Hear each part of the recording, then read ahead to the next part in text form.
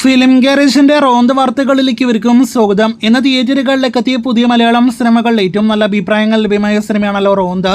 ഷാഹി കബീറിന്റെ സംവിധാനത്തിൽ ദിലീഷ് പോത്തൻ, റോഷൻ മാത്യു തുടങ്ങിയവർ അഭിനയിച്ച പോലീസിന്റെ നൈറ്റ് പെട്രോളിംഗ് പ്രമേയമാക്കി തിയേറ്ററുകളിലേക്ക് എത്തിയ സിനിമയ്ക്ക് നല്ല അഭിപ്രായങ്ങളായിരുന്നു തിയേറ്ററുകളിൽ ലഭ്യമായത്.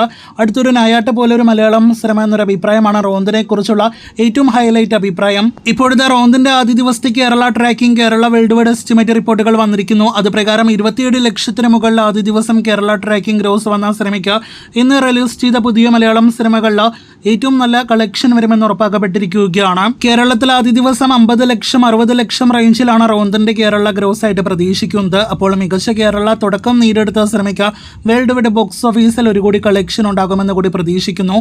ആകെ മൊത്തത്തിൽ വലിയ ഹൈപ്പോ പ്രൊമോഷൻസോ ഒന്നും തന്നെ ഇല്ലാതെ തിയേറ്ററുകളിലേക്ക് എത്തിയിട്ടും റോന്ത് മികച്ച കളക്ഷൻ നേടിയെടുത്ത് തുടങ്ങിയിരിക്കുകയാണ്. ഇനി കാത്തിരിക്കും അടുത്ത ദിവസങ്ങളിലെ ശനി ഞായർ കളക്ഷൻ കൂടി അറിയാനായിട്ട്.